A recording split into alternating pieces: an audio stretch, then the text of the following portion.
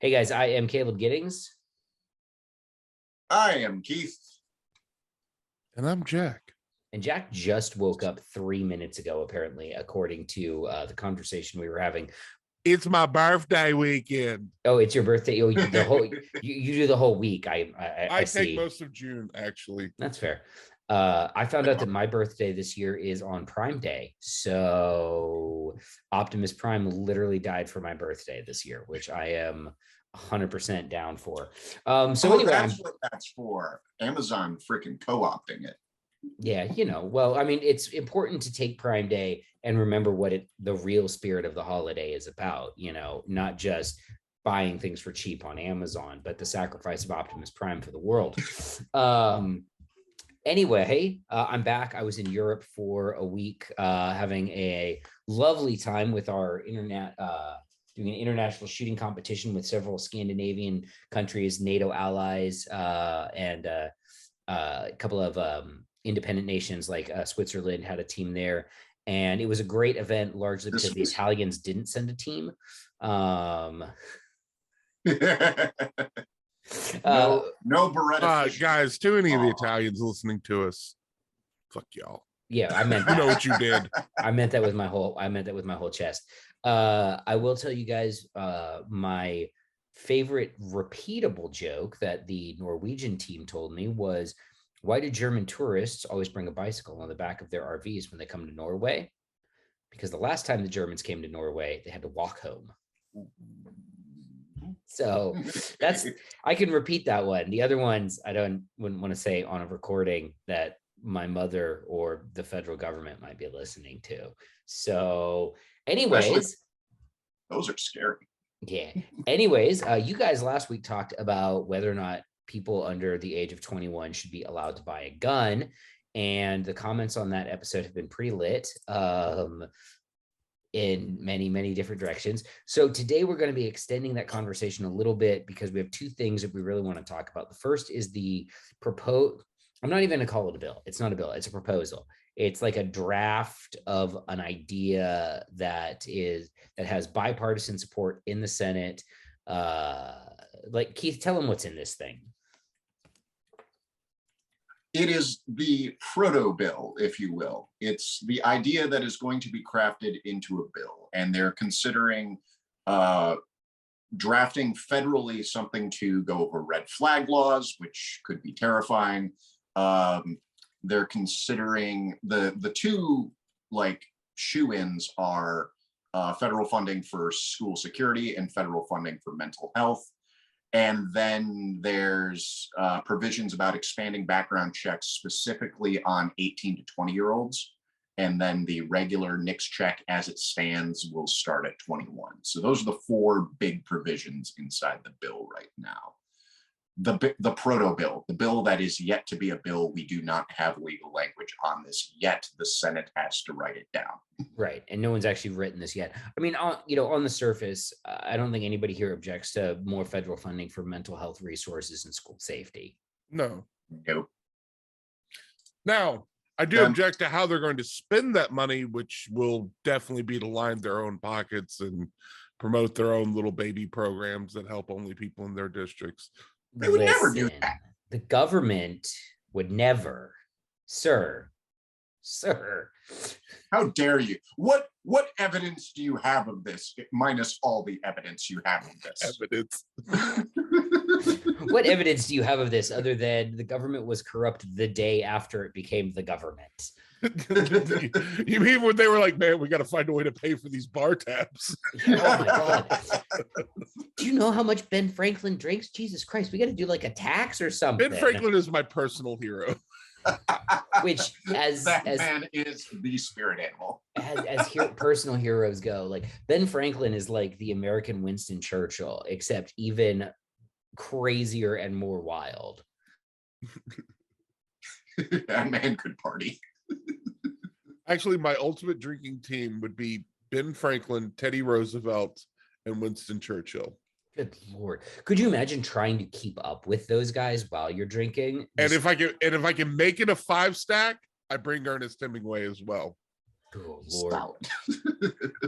and you're just dead at the end of that. Yeah, You're dead. like that. Aw, That's the too end. soon. That's the end of it.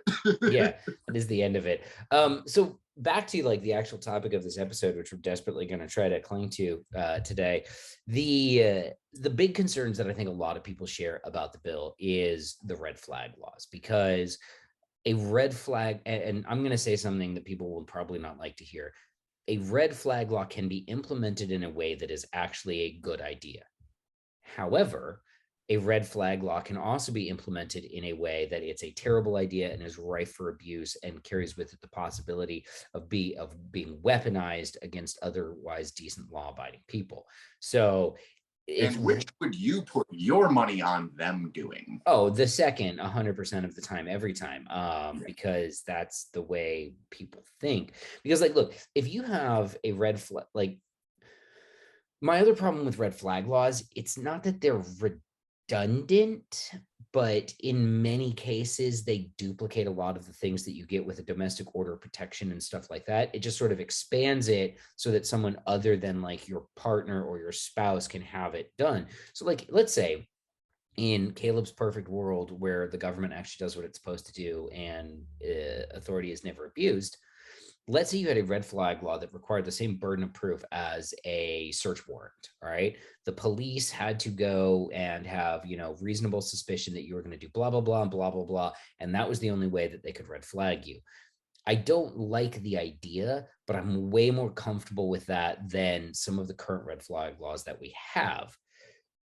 I'm also more okay, especially if a law has a system of redress, meaning that's if the other they thing. screw it up, you go, It has to have a system of redress that is both simple to access and simple to understand for the person who has been subjected to the red flag law, because even the best law can be weaponized against someone, and when that happens, that person who gets wrongfully red flagged needs to be able to go, hold on. I'm the good guy here, and have a system of effective redress for that. And my problem with every red flag law, my problem with the idea of a federal red flag law, especially, is I don't see, how can I put this? The federal government doesn't have a really good track record about putting systems of redress in there. Ask anyone who's on the fucking no-fly list about that. mm-hmm. You want to talk about an overly abused list? If you want the example why red flag laws will be horrendously abused and used to hurt literally everyone, please review the people that are on the no-fly list and what some of them got there for. It's absurd. It's terrible. And I mean, like, especially, you know, using we accidentally stumbled into this as a perfect example, but because I didn't have any show notes for this. The no-fly list, the federal no-fly list, is a perfect example of the problems with red flag laws at the federal level. Is, first off, you don't know you're on the no-fly list until you try to go buy an airline ticket and they don't let you, or they try to go through TSA and you get arrested, you know, and you have no idea. Your process of redress for being on the no-fly list is good luck. Write your congressman. Maybe they'll help. The TSA does not give a fuck. DHS doesn't give a fuck. And they won't put certain people on the federal no-fly list, like known terrorists, because they don't want to compromise ongoing investigations by alerting these dirtbags that the government's onto them. But that's okay. The no-fly list is double secret probation in real life. And it's terrible. And it is actually a really good example of everything bad that people say could happen from a red flag law has already happened. And it's the federal, you know, no-fly list. And it's really, and for the record, it's different than the like airlines no-fly list. Those you get for being a douche on your Delta flight. It's not the same as the federal no-fly list. This isn't a casino saying, hey, that dude's a card counter, don't let him sit down at table games. This is double secret probation. If you screw up because you don't know about it, we don't care. Yeah, so I really do struggle with the I think for me, you know, red flag laws are one of those things that I look at And I feel like in theory, it's possible to implement these in a way that is not a massive, unconstitutional overreach of government authority. But then I look at things like the federal no-fly list. I look at people who, get denied NICS checks and have to do appeals, and they have to have a UPIN number because they have the same initials as a drug dealer. And I'm like, if the government was actually good at this stuff, theoretically a way to do this in a non-confrontational, non-adversarial manner that actually helps people. Theoretically, that exists. We don't have a lot of evidence in support of that actually being implemented that way. We don't, because of the other lists, because of the other programs, and because of the other abuses that have taken place. We have to, with any program we're going to implement, we have to assume it is going to be abused. So you have to check the ways it can be abused before you implement a program to make sure that, like, hey, the abuse that does happen, we can take care of that, because you have to assume this is going to be abused. Do you guys think that there are people who are optimistic that the government can get things right? Like, do those people in the government? No, because I work for the government, and I don't think the government can get shit right. No. Let's be real clear. You work for the government. You're not in the government. Correct. Oh, I see what you're saying. The people who are pulling the levers in the government have some sort of belief that they won't fuck this up. They're very enthusiastic about themselves getting stuff done. Just ask them. They don't. Right. It's kind of like, I'm pretty enthusiastic that I'm going to get my job done right today. However, I might mistime something, but if that happens, who did that really affect? You might wake up 3 minutes before the show that we're supposed to record. Right. It didn't affect anyone except for me, who's now grouchy and without coffee. This is why you have to keep like a mini fridge next to your desk full of Monsters and shit. I drank my last one yesterday. You drank your last Monster yesterday? That was the saddest face. You were like, I drank my last one. Raise your hand if you've ever mistaken a Truly for energy drink and just cracked that bitch and been halfway through it before you're like, there's booze in this. Because that's happened to me. Okay, but legally it should be okay to drink one of those and drive. There's not enough booze to really be effective. I mean, that's one thing I can get on board with Russia with. That's okay. Yeah, it's a Truly drink. You're fine. It's soft drink. Come on, guys. Yeah, I really was halfway through it before I'm like, that's not a Celsius because it doesn't taste like shit. Sorry, Celsius, if you want to sponsor the show. What I meant to say was your energy drinks are delicious and they taste like yummy. Brought to you by Vague Strawberry. Brought to you by Aspartame and Sadness. Bananas in the other room.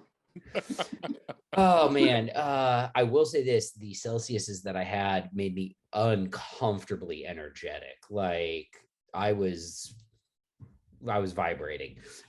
So Philip Gaines, gratuitous amounts of energy. Oh, we really just dated ourselves with that reference. Yeah, that is a meme of the before times. I'm gonna have to go look up the Ranger one. Oh God, those were all really good. So if anybody doesn't know what we're talking about, just Google, what was it, Power Thirst commercial? Power Thirst. Yeah, go to YouTube and type in Power Thirst, and it should be the first result because I can't imagine there's other results for that. Anyway, trying to desperately focus us back up on topic. So I think a lot of the discussion around the bill that's not a bill is also premature because we don't know what the fuck's in it. They were like, we're going to get this passed before Sunday. And I'm like, it's Friday. So, and there's still no text or anything like that. So the odds they got themselves a framework. Yeah. That's what they did. Yeah. So I think, look, again, there's a theoretical universe where you could write a red flag law that isn't weaponized against people and abused and is only used when it makes sense and given, I mean, the rollout of NICS, the ongoing problems with with NICS and, you know, people getting their background checks denied for false negatives or positives, however you want to phrase that. The federal no-fly list, the problems with like the federal fingerprint database giving wrong data and all of that. I do not have the confidence that the federal government can successfully execute a red flag law that wouldn't be immediately rife for abuse, or worse, just not work, you know, and just be like, and they're like, here's our red flag law. It's the same as restraining orders. So just get one of those instead. Like, in fact, get one of those instead, especially because that will actually register on your local PDs and your responders radar higher. Right.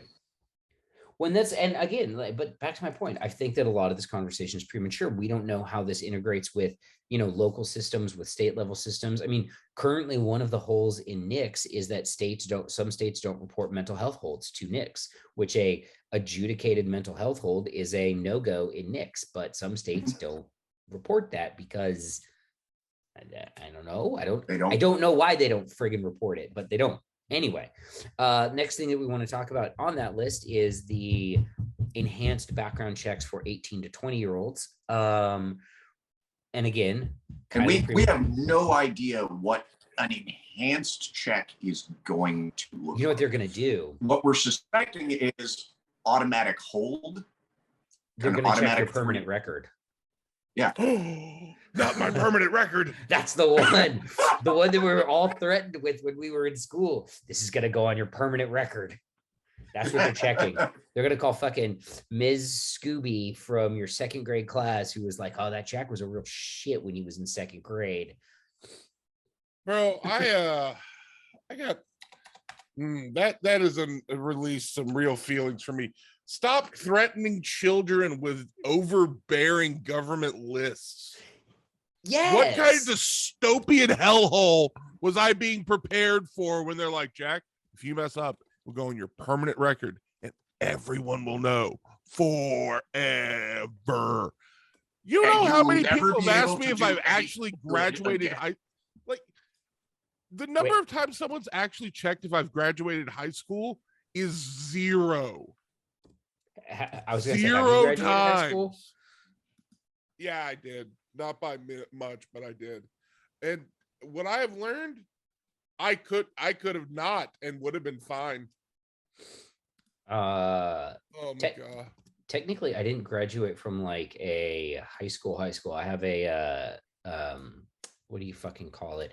It's actually not a GED, because in the state of California, they do their own GED. It's called the California High School Proficiency Exam. I graduated high school when I was 15 because my parents wanted me to get a job. And in California at the time, it's illegal for high school students to get a job without their parents signing a bunch of bullcrap paperwork. But if you're a high school graduate, then you can just go work 40 hours a week. And I was like, it sounds like child labor. Like, I just said that out loud. And I'm like, hold on. My parents made me graduate high school early so I could go do child labor? What the fuck? Uh-huh. And that was back in the days when child labor didn't pay dick. Nowadays, it'd be like, yeah, $18 an hour. Sign me up. Yeah, no, I think I got like $7 an hour for that. So, yeah, good times.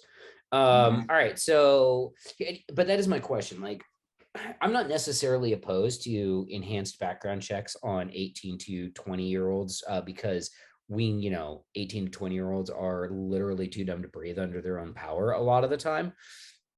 However, they do have rights because they're 18-year-olds. And I think it's true. And I'm sure you guys talked about this last week. I'm the whole, like, it bugs me that we have this. There has to be. Yeah, we have this like Romulan neutral zone in between being an adult and like an adult, because at 18 you can get married and you can sign contracts and you can take on, a crippling amount of debt that you'll be paying off for the rest of your life, and you can join the army, but you can't buy a beer, you can't smoke, and now you might have to do an extra background check to get a gun, and your car insurance is still super expensive. And I'm like, hey man, we need to smooth this out. Like, either move. To be very clear, I am 100% opposed to moving all of that stuff up to 21. But at the same time, you can't be like a proto adult. You're either an adult or you're not. That's just it. If we make the decision that, like, look, adulthood is now 21, the science is in, we really shouldn't have been trusting you guys with this as 18 so far, and we're going to roll it up to 21 a year at a time because that's what makes sense. Then we also have to build in an equivalent buffer zone that takes care of 18 to 20 the same way that minors are taken care of, because now we're declaring people under 21 to be minors. Yeah.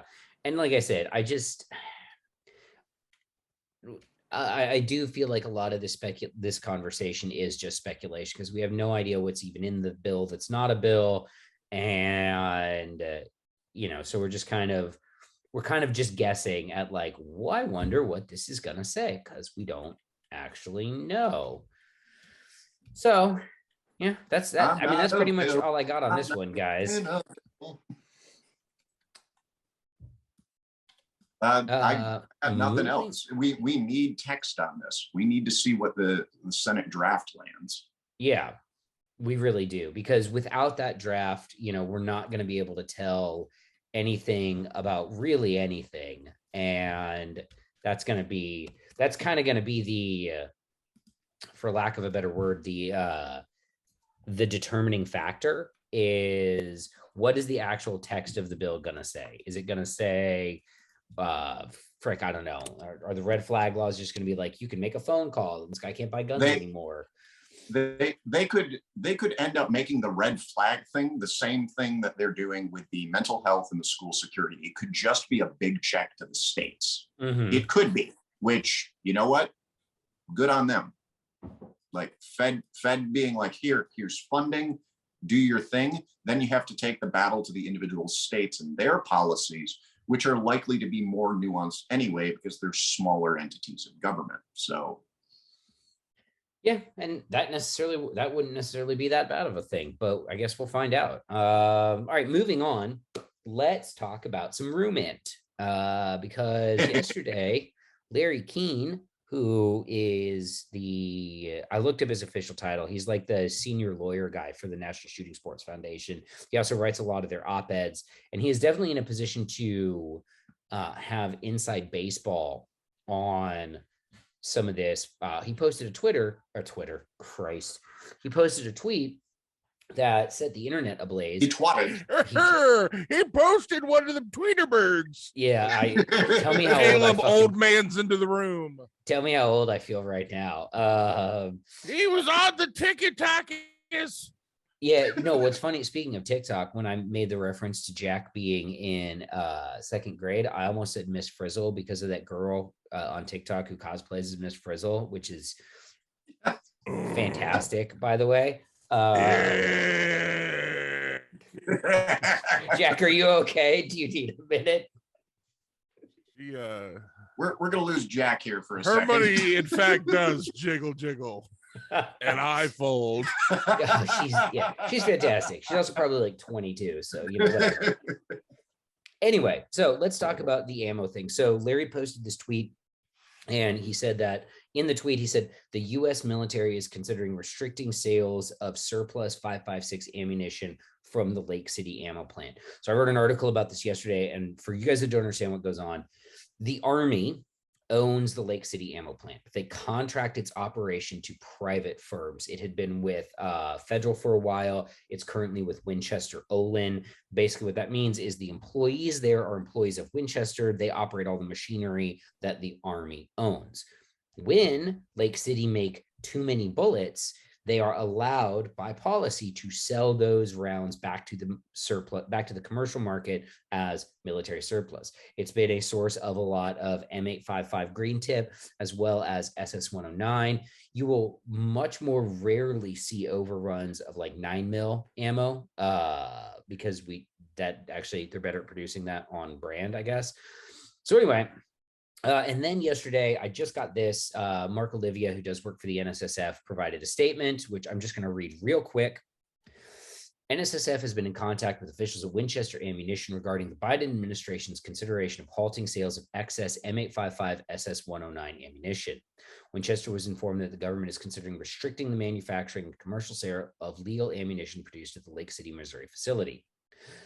This restrictive action would immediately jeopardize 400. He didn't say fuck. I said that. Would immediately jeopardize 400 to 500 jobs, significantly reduce the availability of ammo in the marketplace, and put the nation's warfighting readiness at risk. I'm going to disagree with Mark there. We're going to come back to that. Both NSSF and Winchester strongly oppose this action.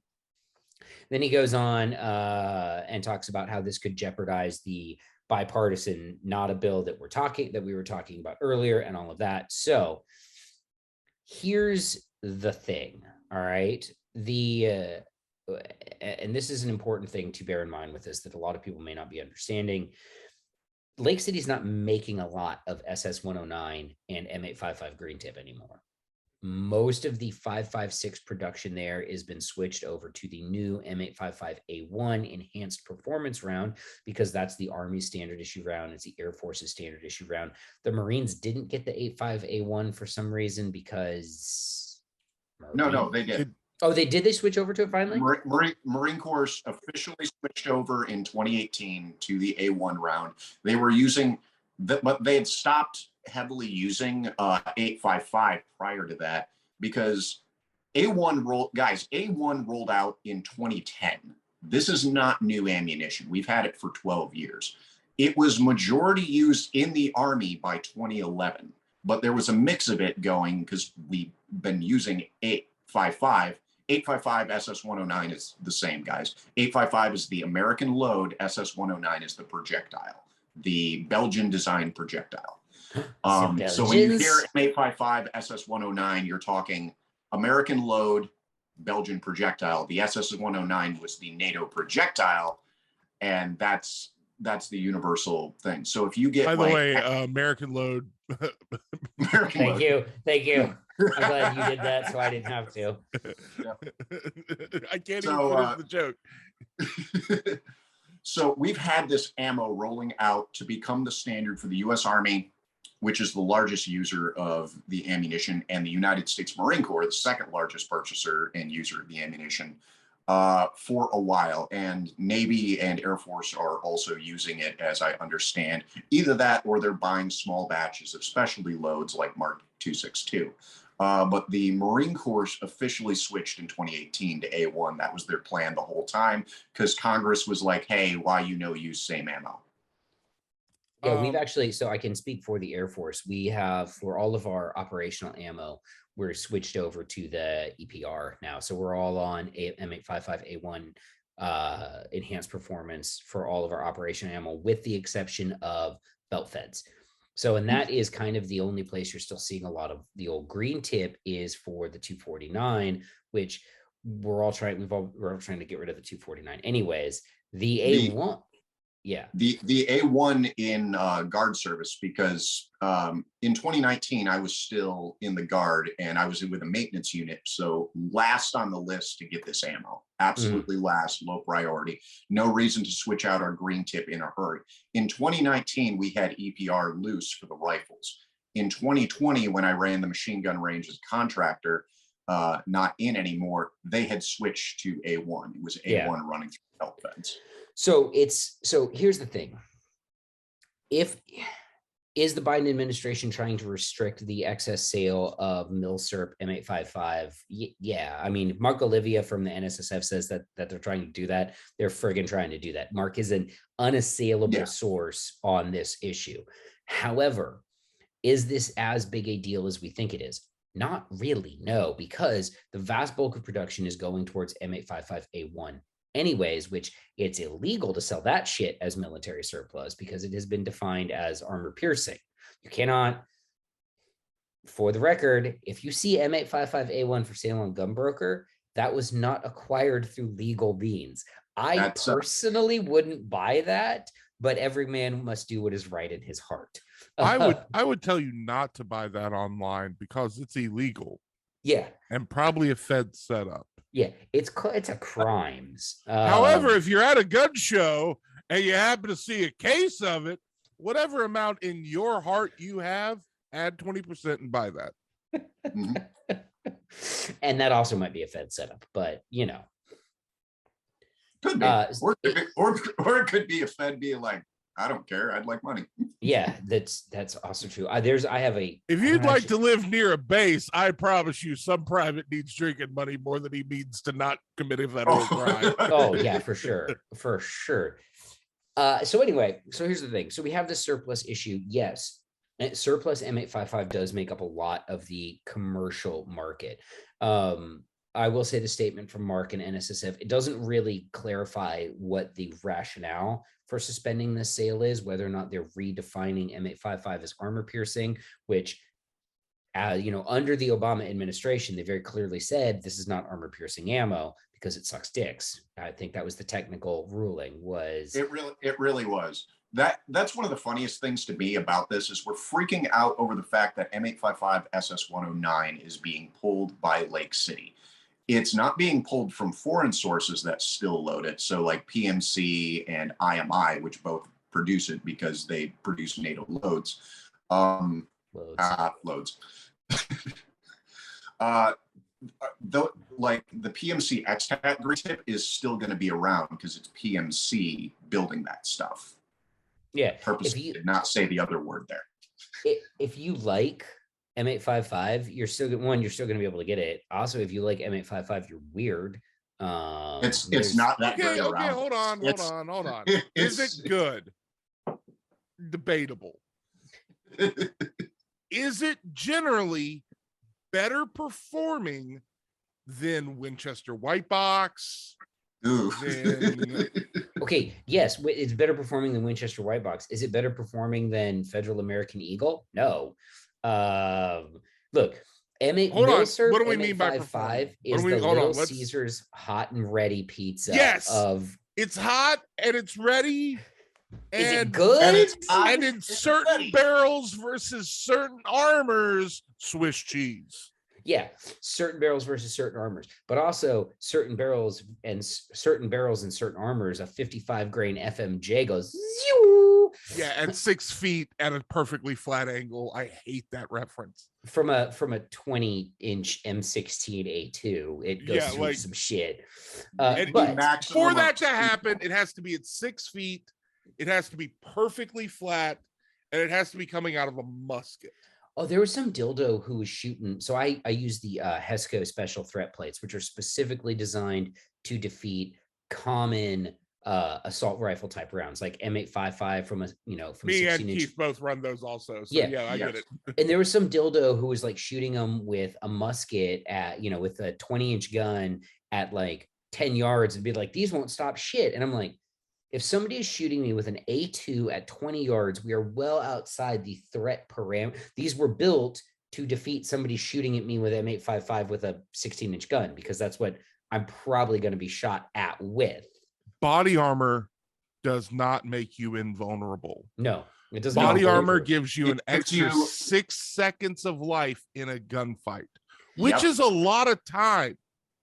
Body armor frequently works worse than Keith's internet. Right, yes. Like that was a phone call, by the way. Oh, okay. But yeah, if you're one of these guys that wants to like, yo, what will save me? Nothing. You will save you. Your body armor matters so little in this world. Plan A is don't get shot in the chest. Yeah. But if you want to have it, I recommend HESCO's special threats or some HESCO has great armor at a decent rate. Yeah. All the way up to some really fancy, very comfortable, lightweight stuff that you pay more for, but man, it works. And it's honestly, if you want my opinion on it, level 3 is fine.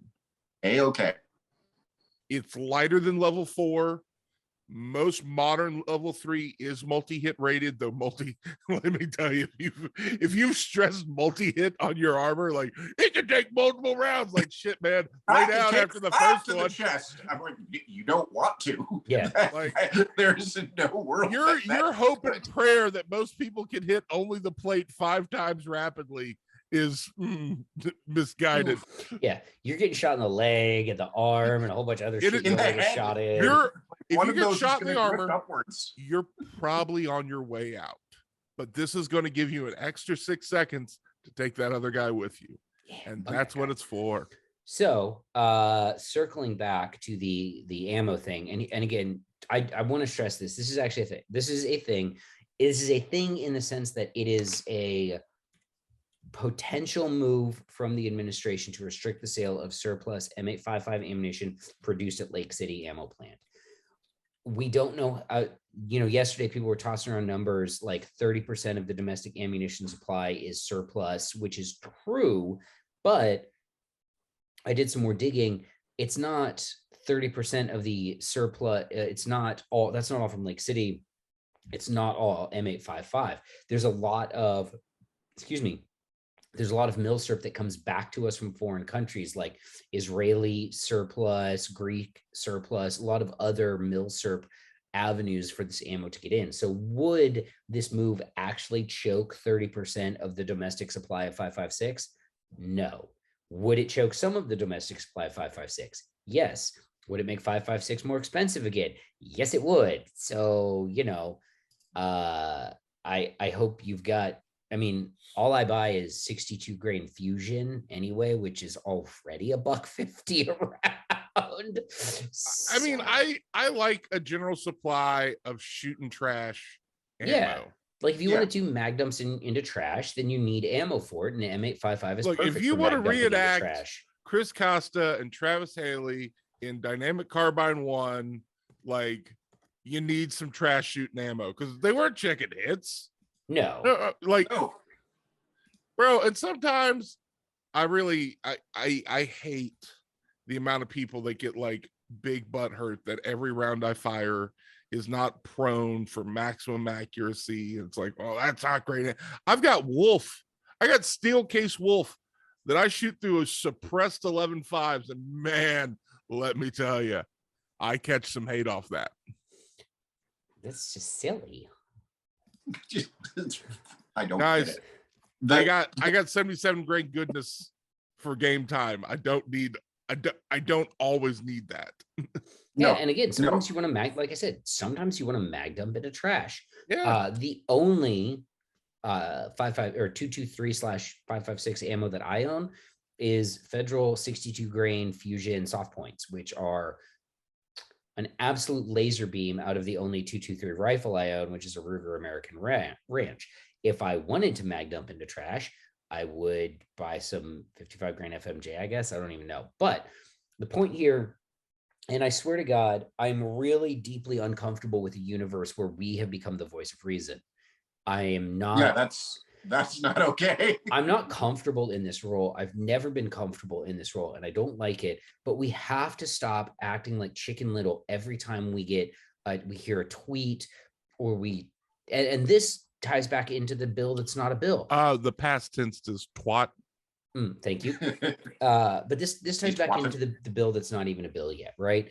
I saw an email from a pro-gun activism organization regarding this bill, and I'm not going to say their names because I generally respect the work that they're doing, but the email was hot garbage. It was like, here are the Republicans who have betrayed you. And I was like, whoa, calm down. We don't even know what's in the fucking thing yet. And the same thing with this ammo restriction is all of the coverage has been like, they're taking the M855 and they're going to come into your house and they're going to take it out of your magazines and they're going to flush it down the toilet and give it to the Taliban. And yes, our government, this administration likes to give things to the Taliban. That's a fact. However, that was actually one of the last remaining contracts for M855 was a huge contract to Afghanistan for I personally identify as the Taliban and would like my free stuff. So there you go, guys. If you want to go get some surplus M855, oh crap! Now I'm going to be on the no-fly list. Crap! Afghanistan. No. But I think we'll wrap this episode up with this: is we have to stop flipping out over every single thing, and we need to. I'm not saying that there's nothing in this that we shouldn't be reacting to, whether it's in the bill that's not a bill or in a restriction on milsurp ammunition, but you can't just flip out I think rumors. We should have access to 855A1 runoff. I do. I think we should have commercial access to that, but we don't. And 855 is going away, guys. Like, we've retired it. Started in 2010. I too would like to have access to commercial M855A1. That would be friggin' lit. However, that's probably not going to happen for a while, so we can worry about that later. Long and short of it, everybody calm down. It's not the end of the world. Wait till you actually get the text of the bill. Don't react to rumors. Be smart about this and make the world a slightly better place. That's all I have for this week. I realized that this was a fairly Caleb-heavy ranting episode. Believe me, the alternative was me talking about how cool Norwegians are for an hour. Or we could talk about Top Gun. Oh, Haven't seen it yet. Next episode, go watch Top Gun. Next So we go episode, talk about it. you got an assignment. All right, fine. I'll go buy it from the Pirate Bay. I Is that still around? We probably shouldn't discuss it. don't know. And that's the end of the episode. See you next week, guys.